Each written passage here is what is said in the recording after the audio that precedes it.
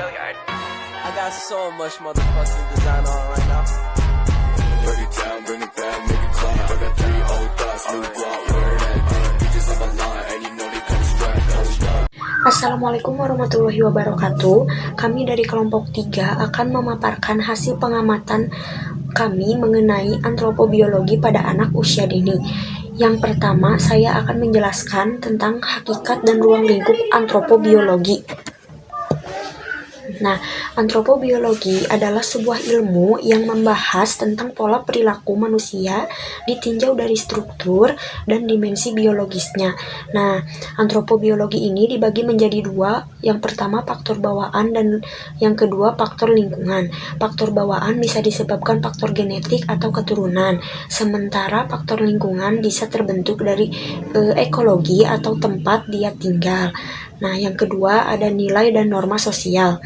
Nilai sosial adalah penghargaan yang diberikan kepada masyarakat terhadap sesuatu yang dianggap baik, luhur, pantas, dan mempunyai daya guna fungsional bagi masyarakatnya. Nah, sementara norma adalah segala bentuk aturan yang ditetapkan oleh hasil dari mufakat dan musyawarah. Misalnya aturan dilarang buang sampah sembarangan, jika melanggar akan dikenakan sanksi atau mendapat sanksi yang tegas. Yang ketiga ada tindakan dan interaksi sosial. Nah, tindakan ini merupakan segala bentuk perilaku manusia guna mencapai tujuan tertentu di dalam hidupnya. Contohnya mencium tangan orang tua ketika akan pergi keluar rumah tujuannya agar mendapat berkah dan keselamatan. Yang kedua, pengertian dari interaksi sosialnya sendiri adalah hubungan timbal balik yang dilakukan antara satu individu dengan individu yang lain. Contohnya saling menyapa ketika bertemu, musyawarah, dan lain sebagainya. Nah, yang keempat ada pemanfaatan lingkungan alam sebagai sumber belajar anak. Nah, lingkungan sendiri merupakan segala hal yang ada di sekitar manusia. Lingkungan terdiri dari unsur makhluk hidup, benda, dan juga budaya. Misalnya, seorang guru akan memanfaatkan lingkungan pesawahan untuk sarana belajar anak usia dini. Yang kelima, perilaku menyimpang. Nah, perilaku menyimpang ini adalah suatu perilaku yang tidak sesuai dengan aturan yang telah ditetapkan oleh lingkungan masyarakat maupun keluarga, atau menyeleneh dari aturan. Contohnya, mencuri, berbohong, anak mengambil kesempatan meminta uang ketika ada tamu karena anak itu merasa jika ada tamu di rumah dia tidak akan dimarahi oleh orang tuanya. Manfaat dari kelima materi yang telah saya sampaikan yaitu saya jadi memahami bahwa faktor genetik atau keturunan dapat mempengaruhi pertumbuhan dan perkembangan pada anak usia dini. Selain itu, tindakan yang harus dilakukan untuk mencapai tujuan juga harus tindakan yang baik, dan interaksi sosial itu sangat dibutuhkan dalam kehidupan bermasyarakat.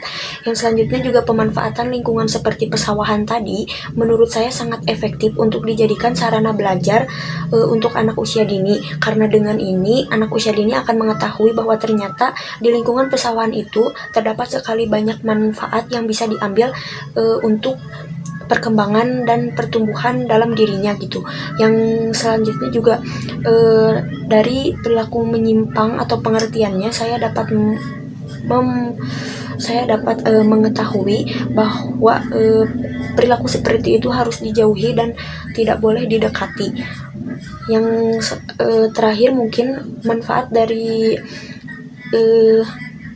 norma sosial, saya juga memahami dan mendefinisikan bahwa segala bentuk perbuatan manusia yang merugikan di lingkungan masyarakatnya memang harus ditindak secara lebih jauh dan diberikan sanksi yang tegas, karena itu dapat merugikan bagi dirinya sendiri dan orang lain. Contohnya membuang sampah secara sembarangan dan tidak memanfaatkannya dengan benar gitu. Ada beberapa dokumentasi video yang saya ambil saat saya terjun ke lapangan secara langsung. Adapun dokumentasinya adalah sebagai berikut.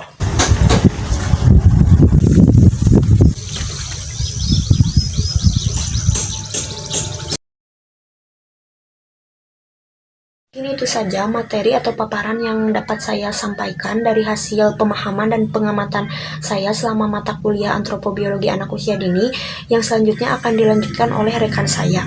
Saya di sini akan menjelaskan hasil pengamatan saya mengenai interaksi pranikah, penyakit keturunan, proses kehamilan, dan perkembangan janin. Bahwa antropobiologi mempelajari materi-materi yang telah saya paparkan tadi. Langsung ke materi yang pertama, yaitu interaksi pranikah. Pranikah disusun dari dua kata, yaitu pra dan nikah. Pra yang memiliki arti awal kata, awalan yang memiliki makna. Sedangkan nikah, yaitu sebuah ikatan atau perjanjian antara seorang laki-laki dengan seorang perempuan. Adapun tujuan pranikah, yaitu untuk bersuami istri dengan resmi berdasarkan undang-undang perkawinan, agama, maupun pemerintahan.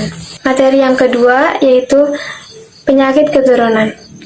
Penyakit keturunan ialah jenis penyakit yang diturunkan dari orang tua ke anaknya. Penyakit ini disebabkan oleh mutasi genetik. Adapun contoh-contoh penyakit keturunan yaitu hemofilia, alergi, asma, dan masih banyak lagi. Adapun cara untuk memutus penyakit keturunan, yang pertama, olahraga teratur, selanjutnya mengkonsumsi makanan bernutrisi, kelola stres, dan cek kesehatan secara berkala. Adapun mengenai proses kehamilan, yaitu proses pembuahan sampai kelahiran.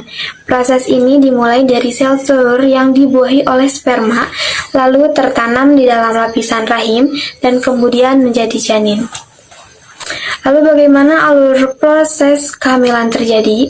Yang pertama yaitu melalui ovulasi, penebalan lapisan rahim, perjalanan sel telur dan sperma di tuba Fallopi, pembuahan sel telur oleh sel sperma, dan yang terakhir adalah implementasi.